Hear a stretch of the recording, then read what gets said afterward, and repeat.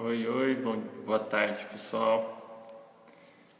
Daqui a pouquinho a gente vai começar aqui, esperar a Adriana entrar para que a gente possa iniciar a nossa conversa. Agradeço aí todo mundo que está presente, que vai acompanhar esse nosso bate-papo. Acho que tem bastante coisa interessante para a gente discutir. Se quiserem fazer perguntas e interagir, por favor, fiquem à vontade aí, que ao longo da conversa a gente também vai passando para a Adriana para que a gente possa responder todo mundo aí. Tá ok? A Adriana está chegando aqui, a gente já inicia.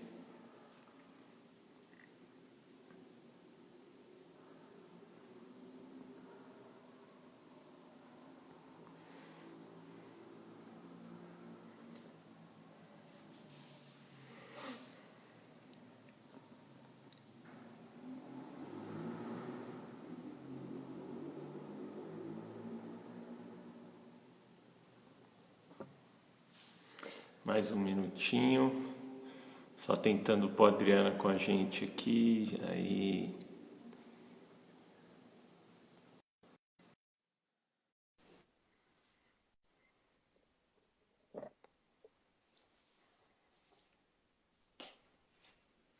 Oi, Luiz, tudo bem?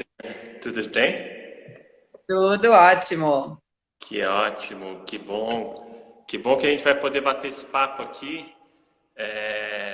Esperar o pessoal aos poucos, acho que o pessoal vai entrando. Eu vou aproveitar para também começar a fazer aí uma breve introdução e explicar um pouquinho porque talvez a gente convidou a Adriana para estar batendo esse papo com a gente numa semana que para a gente é bastante especial e bem importante para discutir um tema e um assunto que a gente acredita que deve ser cada vez mais abordado de uma maneira aberta para que a gente possa evoluir, né? Nosso intuito aqui é sempre trazer um pouco de conteúdo e pessoas para discutirem com a gente aqui, passarem os pontos de vistas, para que o bate-papo fique cada vez mais natural na nossa comunidade aqui, que eu acho que é extremamente importante.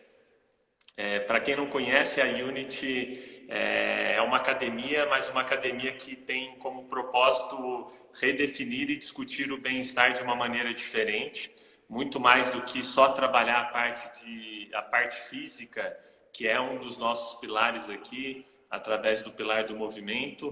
A Unity tem outros pilares, como o pilar da mente, o pilar do alimento e o pilar do sono.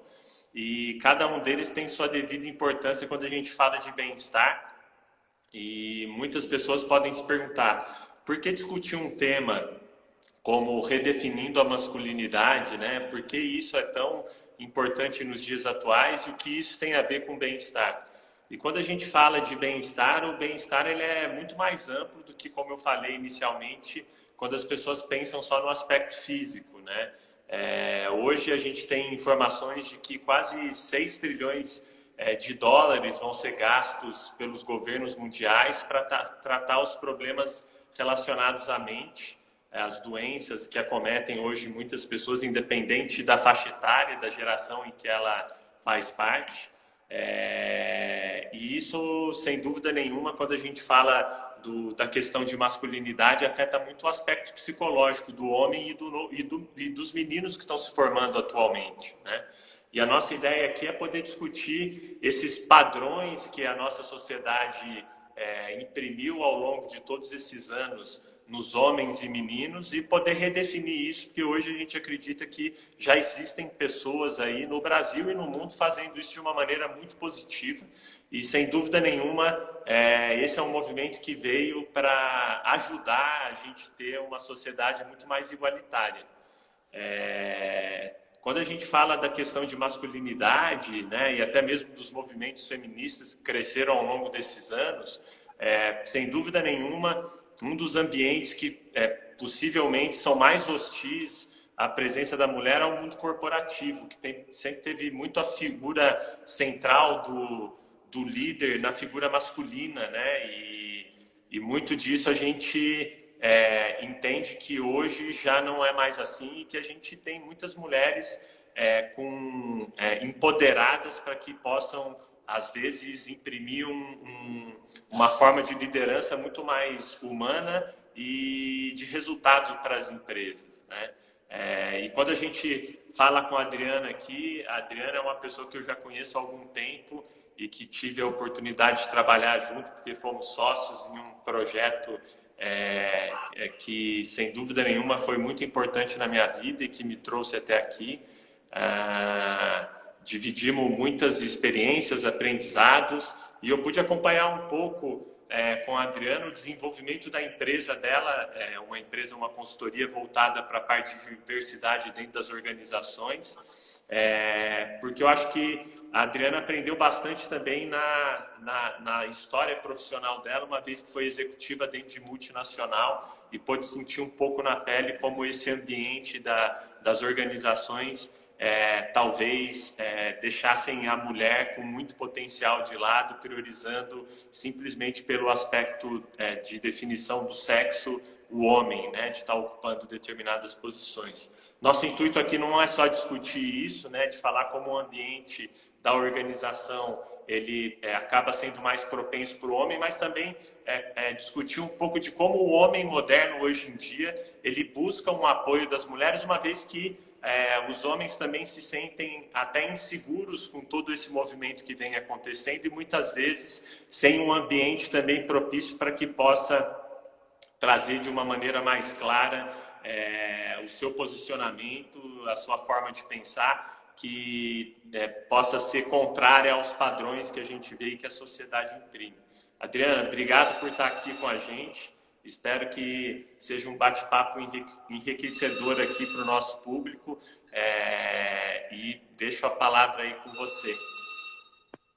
Legal, Luiz. Eu fiquei super contente com o convite. Num primeiro momento me soou um pouco inusitado, né? Eu falei, puxa, mas o Luiz, a academia, né?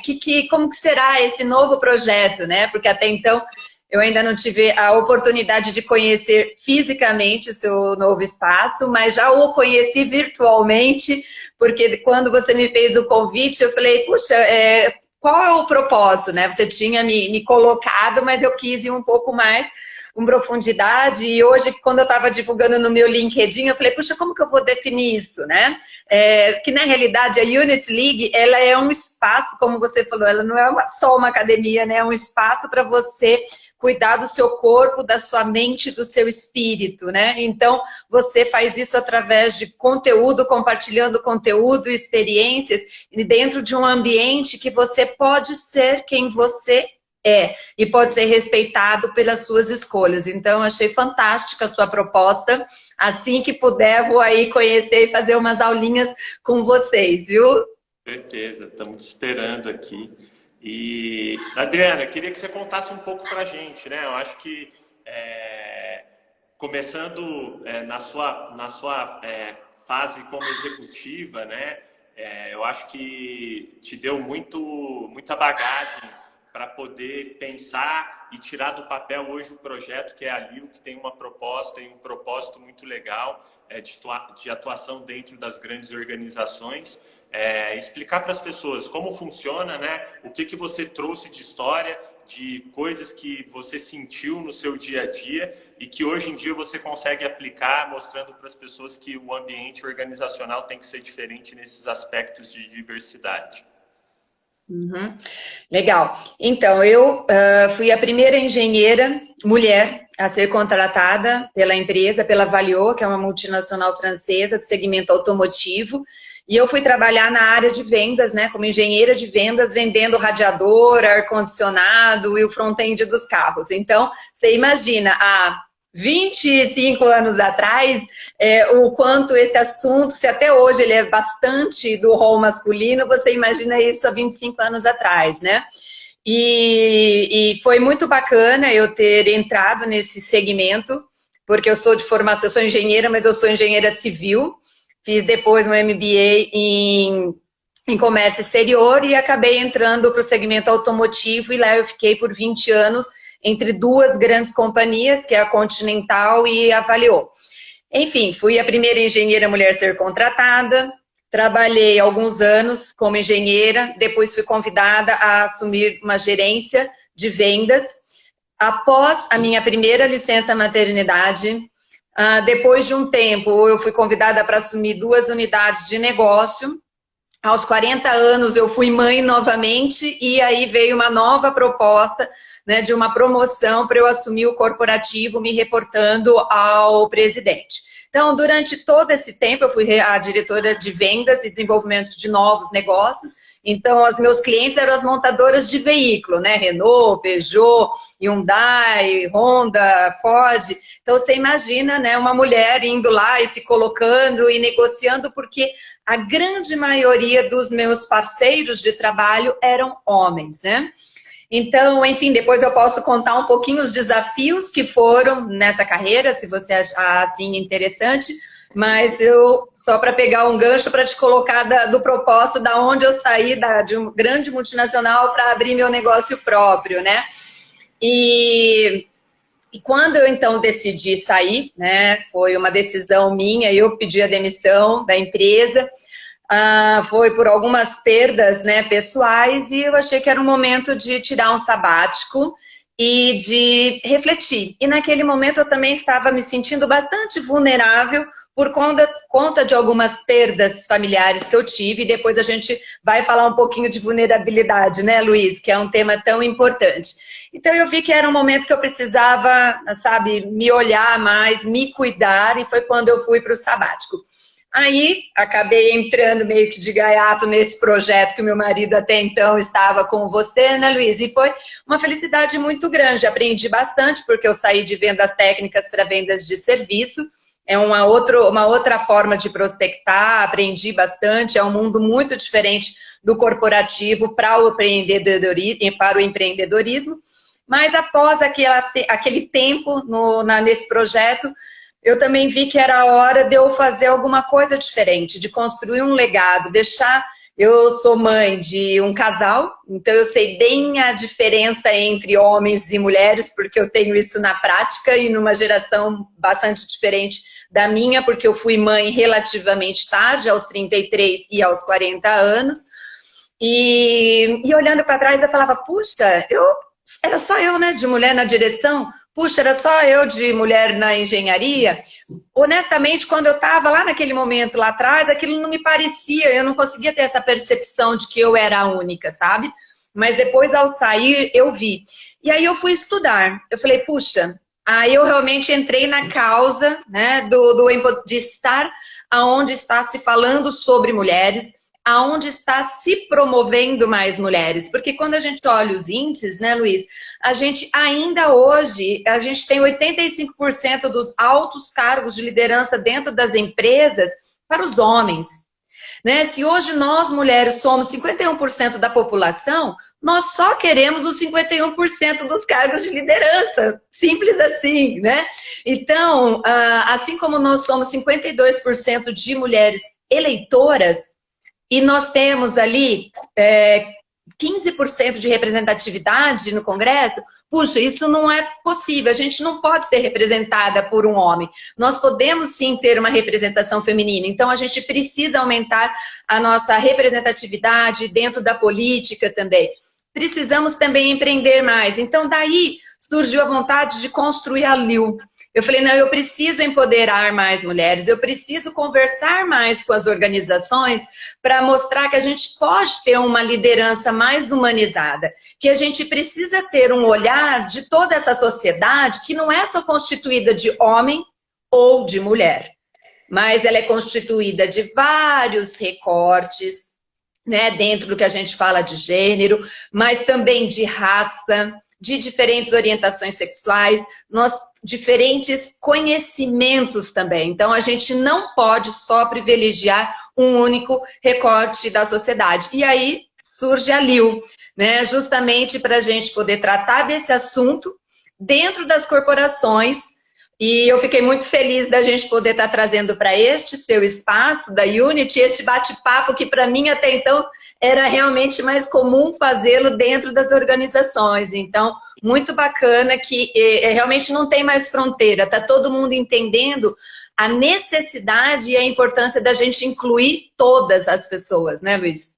Sim, e assim, essa coisa, né, de não ter mais fronteira, por que a gente traz isso para dentro de casa para poder discutir? Porque muitas vezes a gente entende que o que falta para as pessoas é um ambiente onde ela se sinta confortável em falar isso de maneira aberta, né? E isso que eu queria colocar para você. Você como executivo e tantos anos dentro de empresas, tendo um relacionamento direto com chefes que eram sempre do sexo masculino. E hoje em dia, também na empresa de consultoria, sendo procurada pelas empresas para aumentar essa questão de diversidade, o quanto você via que talvez o homem, ele vestia um papel porque a sociedade imprimia aquilo como padrão, enquanto no fundo ele gostaria de ter um ambiente mais propício para discutir de maneira aberta a questão de vulnerabilidade, a questão de insegurança, né? Porque o que a gente vê hoje com os dados estatísticos é que muitos desses homens que estão hoje nas posições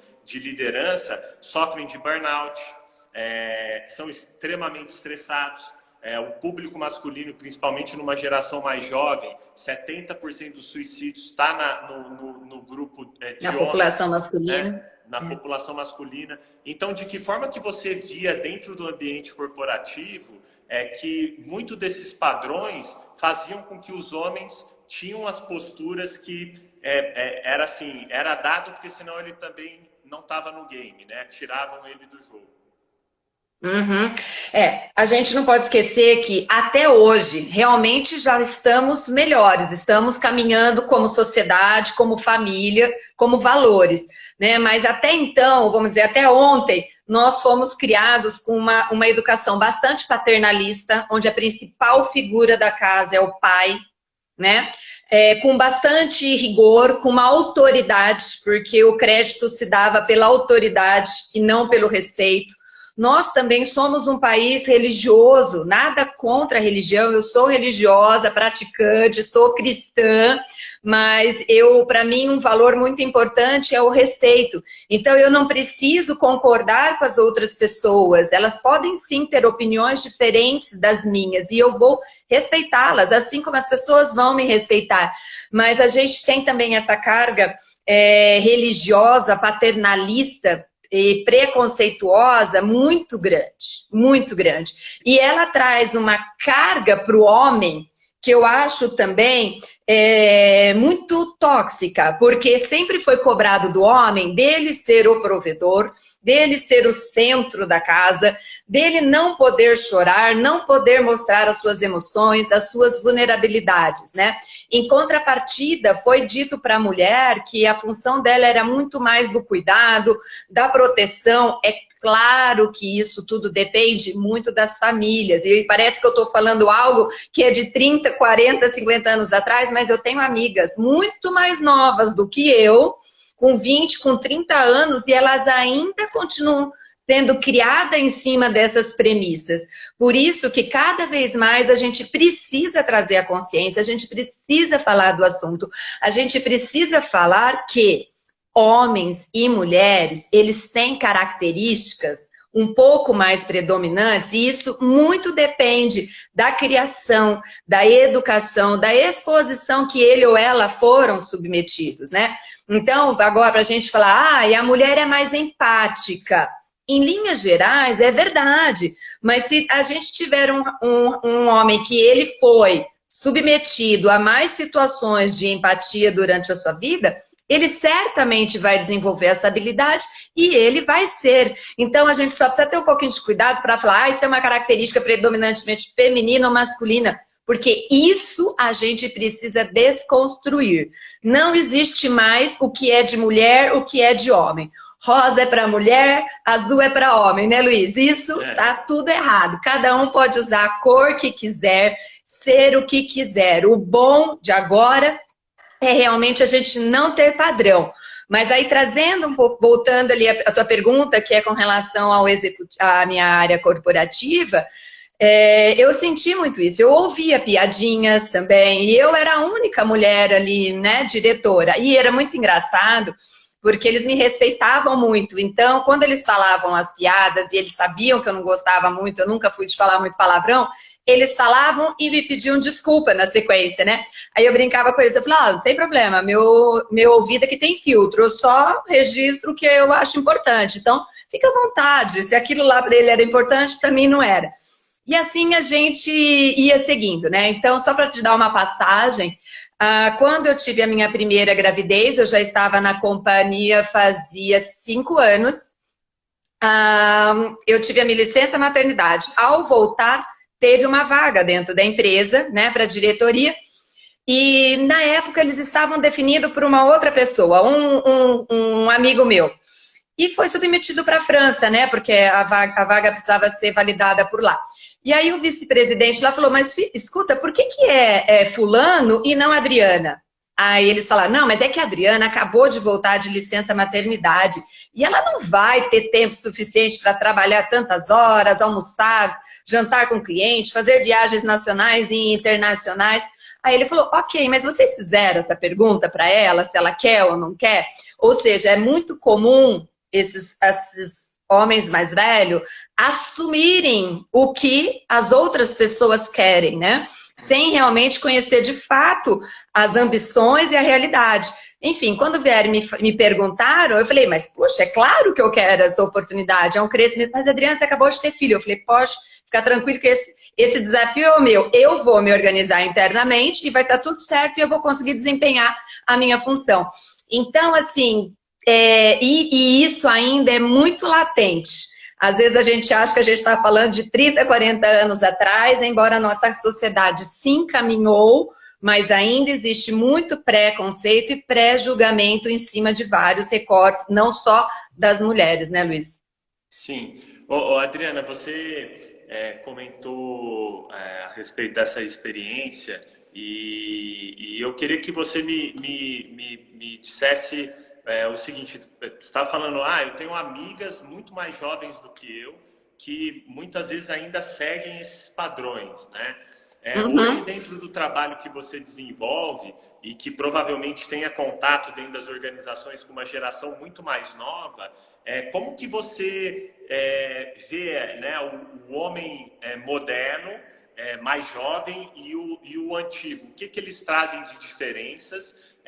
São realmente já mais abertos e buscando talvez uma igualdade até que muitas vezes a gente não pensa, mas a gente, quando estava discutindo a respeito dessa live, a gente estava comentando que na Europa a gente já vê muitas empresas que tratam o pai também no momento, né, de licença maternidade, assim como a mãe, dando para ele não só 5 dias de afastamento, mas o tempo necessário para que ele de fato possa prover a família dele com a atenção necessária para que o lar ele tenha a figura paterna também forte como a figura da mãe, né?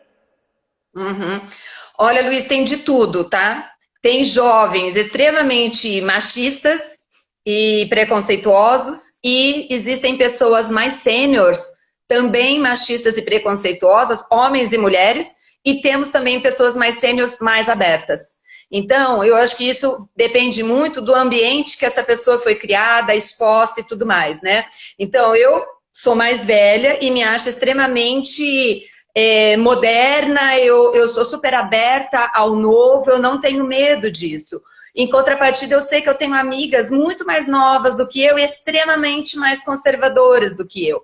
Então, eu acho que isso independe um pouco de geração e muito mais de educação e de experiência, mas é fato, sim, que essa geração mais nova, ela vem com algumas características diferentes, né? Então, o propósito já é muito mais importante e relevante. Então, as pessoas, assim, a gente fala que o século XX é muito diferente do século XXI, assim como a liderança tem que ser muito diferente e muitos líderes ainda não se atentaram para esse novo século. E aí, ainda a pandemia colocou tudo isso de ponta cabeça, né? Então, quer dizer, as pessoas estão realmente muito perdidas, né, nessa questão. Mas, assim, a gente vê que é uma geração que quer ser respeitada e valorizada pelo que ela é. ela quer congruência dos valores entre o que ela é e pratica e a empresa também. Os valores, as empresas tiveram que tirar os valores daquele quadro que ficava na parede e tiveram que trazer para a prática. Então, tem muitas empresas, a gente trabalha com isso, né, para fazer projetos e diagnósticos de diversidade dentro das empresas, porque muitas empresas não sabem nem qual é a quantidade de mulher claro, quantidade de mulher, homem, eles têm, mas assim, como que você está nível por nível hierárquico? Qual que é o seu percentual de homens, de mulheres, de brancos, de negros, né? Você tem grupo de afinidade de LGBTQ aqui para falar, né? Então, não, mas isso é importante eu falar de orientação sexual da pessoa, né? Aqui ela pode ser o que ela é, mas aí tem as piadinhas no refeitório, nas coisas. Então, assim, eu falo que trabalhar com diversidade tem que ter muita paciência, porque é uma jornada para a gente, porque a gente está falando de valores, a gente está falando de criação e a gente está falando de crenças, sabe, Luiz? E tudo aquilo que os nossos pais, os nossos educadores e a nossa convivência nos falou, ficou registrado aqui no nosso software, né, na nossa cabeça. Então, o que a gente precisa é cada vez mais que você se vulnerabiliza e queira entender o novo, aquele novo te tira de uma zona de conforto, faz aqui a tua cabecinha pensar, mas puxa, essa sinapse é nova, isso aqui que está acontecendo é novo, por que será que a Adriana está querendo ter e digerir essa informação de forma diferente? Porque, puxa, o mundo mudou e eu quero mudar com o mundo. Acontece que nem todas as pessoas têm esse mindset, né? Então, a gente fica, e eu mesma, a todo momento eu tô ali, duvidando das minhas próprias conclusões, né? Lidando com os meus vieses inconscientes para deixá-lo cada vez mais consciente, para que eu possa me abrir ao novo e aceitar o novo como algo melhor do que eu tinha construído até hoje. Mas isso leva tempo, leva autoconhecimento e a pessoa precisa querer mudar, né, Luiz? Uhum. Adriana, a pessoa precisa querer mudar e assim, a pergunta que eu queria te fazer é, às vezes algumas pessoas querem mudar, mas o ambiente não é propício para essa mudança, ainda mais quando a gente fala de organização. Qual é a dificuldade que você vê hoje em dia em colocar esses programas de diversidade dentro das grandes empresas? O quanto de fato elas estão querendo mudar uma cultura que seguia padrões para a gente já ultrapassados? O quanto isso de verdade está saindo do papel e está sendo colocado em prática? Uhum. Legal. Em linhas gerais, Luiz, as grandes multinacionais estão com projetos de diversidade, normalmente até uma meta global. Hoje em dia, em algumas organizações mais robustas, ela é uma área, né? Assim como você tem o RH, você tem o legal, você tem uma área chamada diversidade, você tem um head de diversidade e você tem programas para o mundo todo. Então, uma dessas ações é aquela que você comentou na pergunta anterior, que eu vou responder agora sobre a licença paternidade. Lá na Europa já tem algumas empresas, e isso até independe um pouco de país, e sim de mentalidade, de objetivo de empresas mesmo. Então, aqui no Brasil também temos empresas que estão aumentando a licença paternidade, né? Porque a gente fala, puxa, eu quero construir um novo homem, né? A gente quer um homem mais moderno, mais ativo, mais participativo, mais emotivo também, né? Mais sensível seria a palavra, né? Então eu quero desenvolver isso, mas puxa, como eu desenvolvo isso se eu não deixo ter contato com os filhos, se eu não o deixo falar das suas angústias, dos seus anseios? Então as empresas estão vendo, por exemplo, na questão de paternidade, que você não vai conseguir construir um vínculo em 5 dias, né? Então, assim, muitas empresas já estão com 1 mês, 2 meses, até 6 meses. Inclusive, tem até homem e mulher, de repente, na mesma organização, ou homem, ou mulher, e eles podem optar quando eles tiram as suas licenças para que eles possam, no fim, acabar ficar, de repente, quase muito mais tempo com os seus filhos, né? Então, essa é uma das ações, entre tantas. Muitas empresas estão fazendo grupos de afinidade, né? Então, aqui é um grupo de mulher, aqui é um grupo de LGBTQ, aqui é um grupo para falar, discutir questão de inclusão racial, né? De pessoas com deficiência também.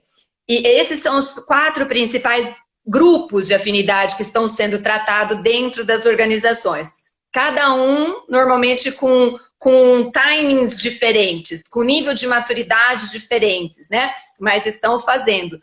E, assim, as empresas que estão mais se destacando como valor de marca, retenção de profissionais, são as empresas que estão investindo mais em diversidade. São empresas que entenderam que diversidade faz bem para o negócio. Não é mimimi, não é modismo. Tem cunho social? Tem. Só que uma coisa que eu acho bacana, até estava conversando hoje de manhã com o diretor de RH de uma grande companhia, e a gente falava que a crise, ela escancarou uma desigualdade social que a gente tem nesse país, né, Luiz?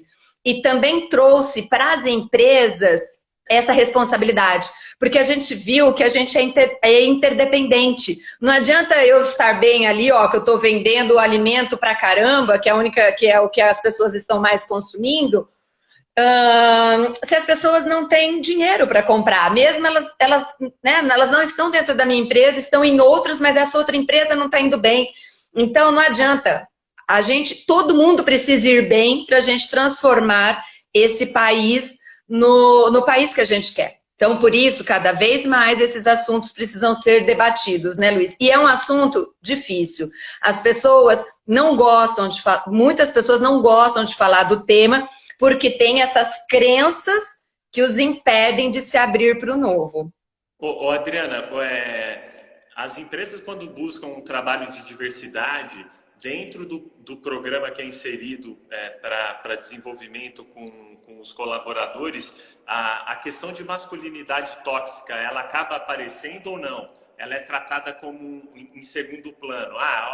Se o homem ele acabar sendo mais aberto para uma questão de diversidade, de gênero, de sexualidade, ele provavelmente vai trabalhar de maneira indireta esse padrão tóxico da masculinidade, ou é um tema que faz parte ali como algo a ser desenvolvido com o time da empresa? Não, esse tema, e ele é extremamente importante, então ele é em paralelo a qualquer projeto de diversidade que tenha sido feito, ele é uma ação, né, do projeto de diversidade. Por quê? O homem, gente, então aqui é uma mulher falando para homens, nós não vemos os homens como inimigos, a gente vê os homens como aliados nessa transformação da sociedade, né, dessa equidade de gênero que tanto nós queremos. Porque eu falo que você buscar a equidade é ganha-ganha. Porque a gente estava falando ali da pressão do homem, né? Você tem que ser o provedor, você tem que ganhar mais, você tem que ter um cargo de liderança, você não pode demonstrar emoção. Quem disse que o homem quer ser esta pessoa? Quem disse? Né? E quem disse que a mulher quer ali só criar filhos e cuidar da família e não quer se realizar? Eu acredito, porque pelo menos para mim é assim, mas claro, o que eu acredito não é a única verdade, né? Mas assim, para mim eu preciso me realizar em vários aspectos, tanto pessoais como profissionais.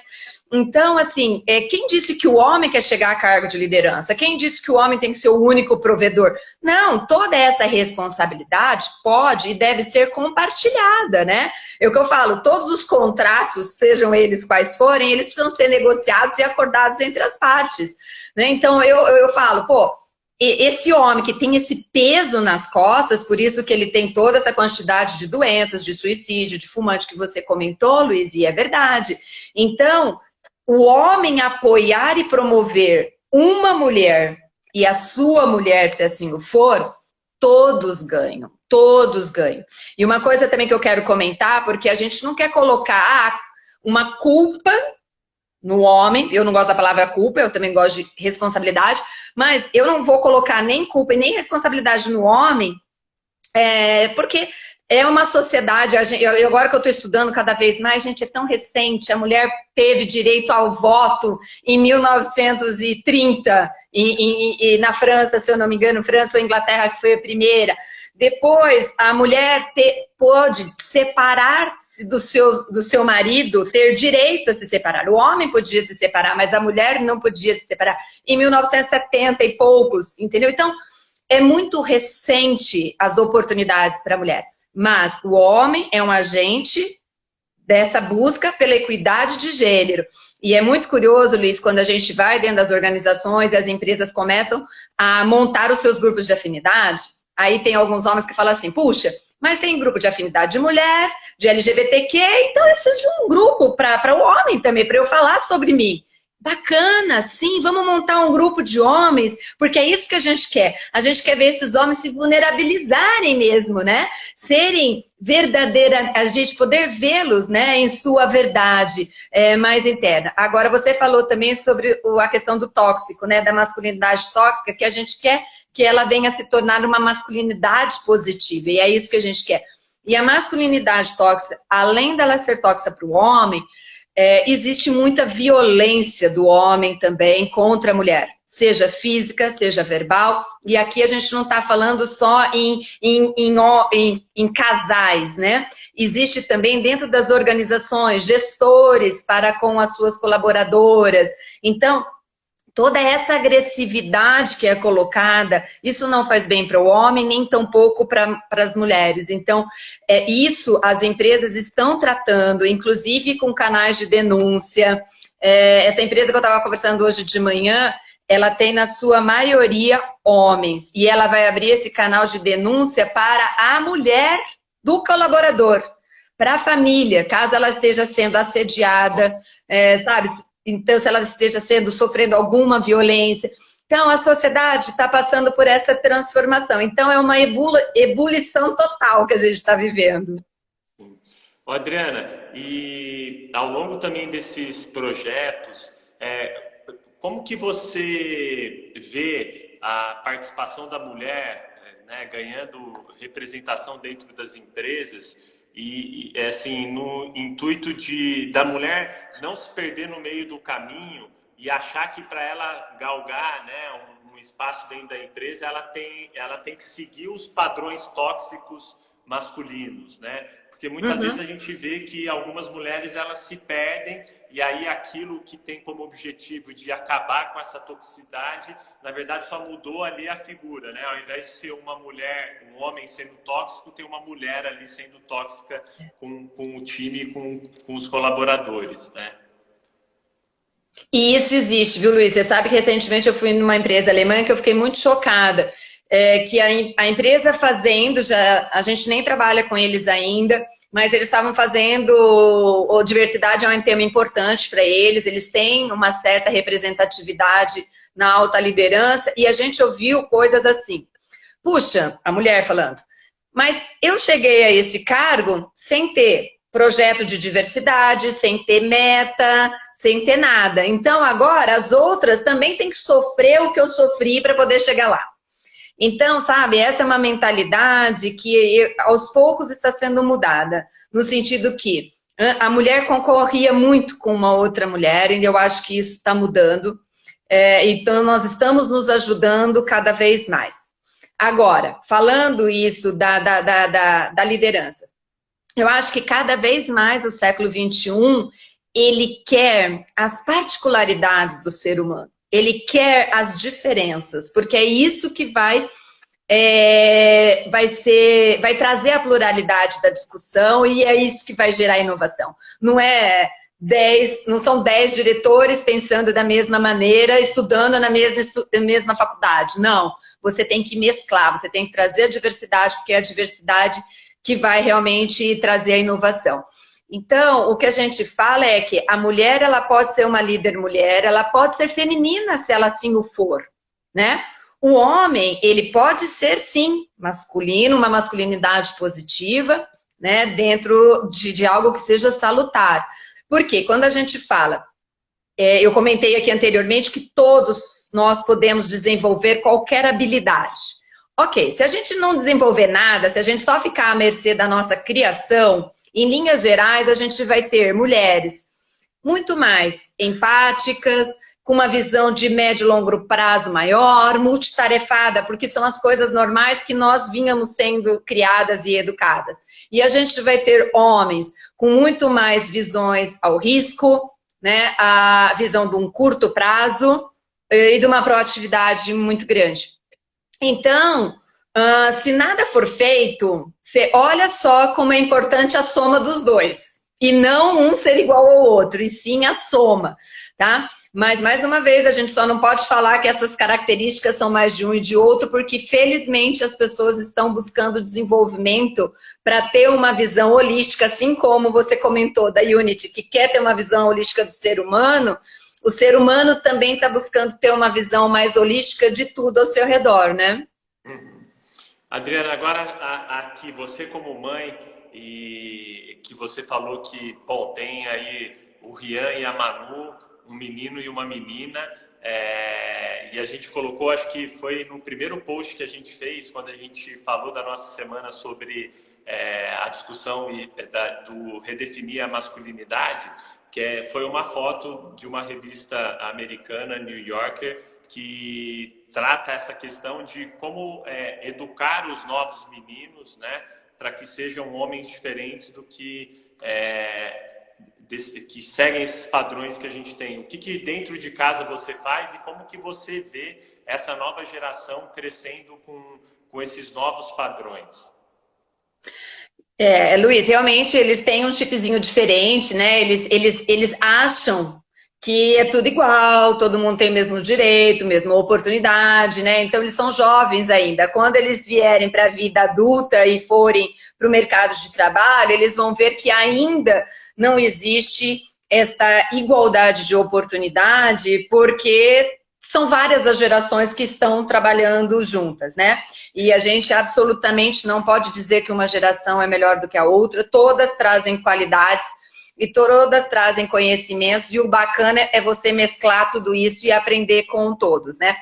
Para mim, Luiz, particularmente, eu que já tenho essa mente um pouquinho mais equitativa, eu venho de pais, né, que minha mãe fez 4 faculdades, sempre me incentivou a ter uma vida profissional independente, né, e valorizar a família e tudo isso se somar.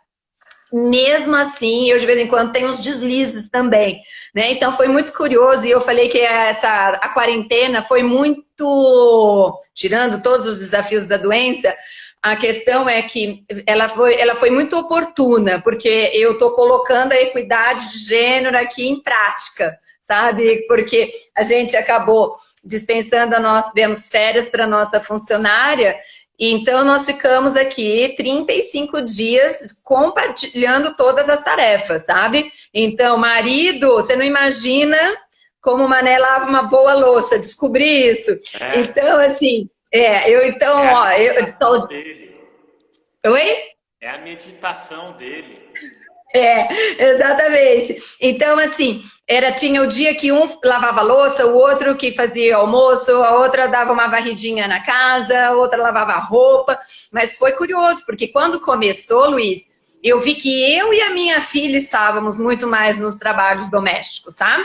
Aí eu falei, opa, pera um pouquinho, gente. Estamos todo mundo aí, ó. Esse barco, nós estamos todo mundo dentro deste mesmo barco, em termos de família. Então, todo mundo está aqui sujando, querendo comer, então vamos todos. Eu falei, qual é o talento que cada um traz? Porque eu não gosto de cozinhar. Aí o meu filho falou, não, eu prefiro cozinhar, você lava, mãe. Eu falei, tudo bem. Então, assim, a gente fez muita negociação, e uma coisa que eu descobri sobre homens é que eles gostam eles gostam de coisas mais previsíveis. Então, eu vou lavar a louça amanhã à noite. Então, tá. Agora, não peça para ele, olha, eu tô precisando agora. Não, mas você disse para mim que era amanhã à noite, então eu já me organizei que tem que ser amanhã à noite. E é muito engraçado. E isso eu já tinha observado antes, porque às vezes, se eu combinava alguma coisa com meu marido ou com meu filho que ia ser determinado dia, para ele estava ok. Mas quando eu os surpreendia com alguma coisa, eles ficavam doidos. Então é engraçado isso, né? Como cada um é de um jeito. A gente só precisa conhecer as pessoas e tirar delas o melhor que elas têm para dar, né? Com certeza. E, Adriana, me diz uma coisa. A gente está chegando aqui quase no finalzinho do nosso tempo aqui. Eu queria uma visão sua, uma perspectiva de como você vê essa tendência andando dentro das empresas, se você tem um olhar positivo para isso, se você de fato acredita que é um caminho que a grande maioria das multinacionais estão tomando, mas que vão servir de exemplo para as pequenas também, porque eu acho que é assim que começa uma revolução, né, para que um pensamento novo seja ganhe espaço, né, e que quebre padrões anteriores. Você tem um olhar positivo com relação a tudo isso, e como fica tudo isso pós-pandemia também, porque a gente sabe que muitas empresas foram afetadas no aspecto financeiro de uma maneira bem significativa, e a gente chegou até a conversar um pouquinho disso no nosso bate-papo anterior, e você colocou esse ponto, né? Os programas de diversidade, obviamente, eles custam, e que olhar que você tem para esse nosso futuro aí? Uhum. Exato, sabe, Luiz, eu tô tendo gratas surpresas, porque eu também no começo eu pensei, falei, gente, todo mundo vai cortar tudo, né? Porque nem todas as empresas, nem todas as lideranças entenderam do valor para o negócio, né? De incluir a diversidade. Mas eu estou extremamente otimista porque as empresas estão voltando. Acho que as empresas precisaram de um tempo para organizar a questão da digitalização e do trabalho remoto, e agora elas estão voltando, estamos renegociando. Então, estou feliz que algumas empresas se despertaram para isso, sabe, Luiz? Porque é o que eu falo. Mulheres, nós somos 51% da população. Em termos de carro, que eu vou falar que é um campo que eu domino mais, nós mulheres compramos 45% dos carros para nós. E nós influenciamos 85% das compras dos carros, né? Definimos os carros dos maridos. Significa que o homem já não mandava em nada, né? Nem no carro, Luiz, nem no carro. Então você imagina, né?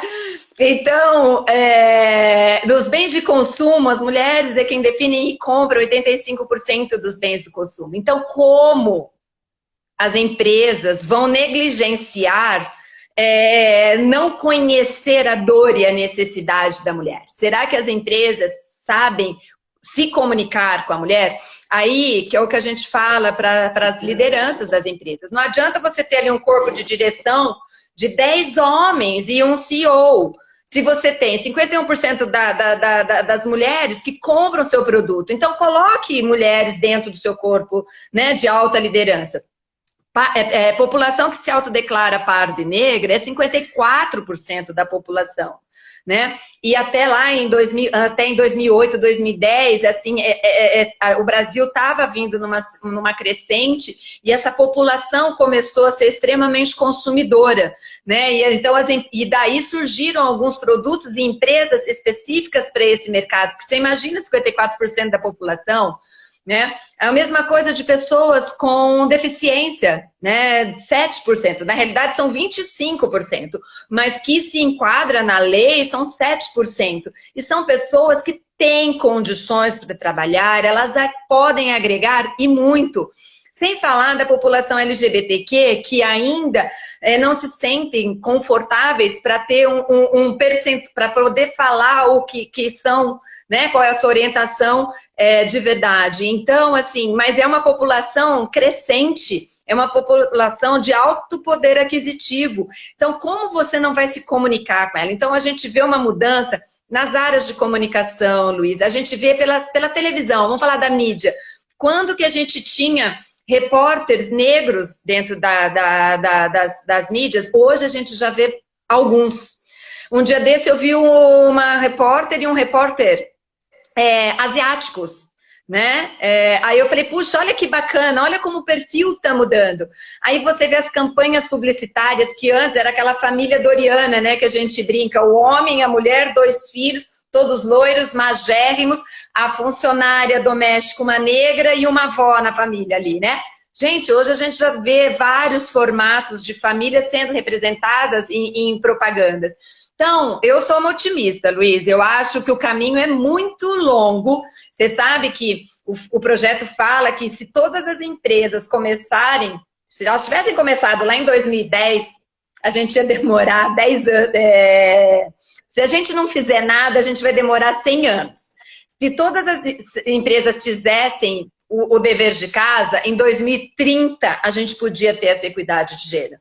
Mas muitas não fizeram a lição de casa. Então, o fato é que se a gente não fizer nada, a gente vai demorar 100 anos. Eu acho que isso não pode acontecer.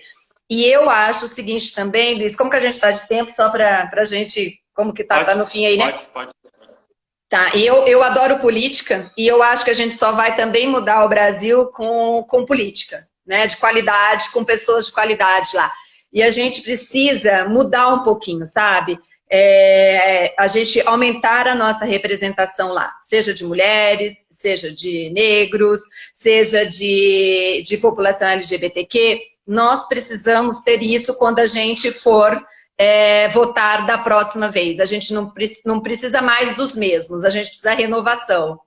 Uhum, com certeza. Tendo boas intenções, eu acho que independe sexo, independe opção sexual, né, gênero, eu acho que é o caminho que a gente tem que seguir. Fico feliz de saber que você que está aí nesse segmento, dentro das organizações, tem uma visão positiva, porque facilita muito e eu acho que cria ambiente para que as pessoas possam, de fato, se sentirem seguras para discutir todos esses temas de uma maneira mais aberta. Afinal de contas, hoje em dia, muitas vezes a pessoa passa muito mais tempo na empresa do que dentro de casa, então muitos dos exemplos acabam vindo dali, acaba sendo um ambiente onde ela, de fato, tem uma rede de relacionamentos muito grande. Então, eu acho que é, sim, um ambiente importante para que as mudanças aconteçam e que as coisas, os pensamentos novos também possam ser desenvolvidos. Queria agradecer seu tempo aí, dizer que Foi uma delícia.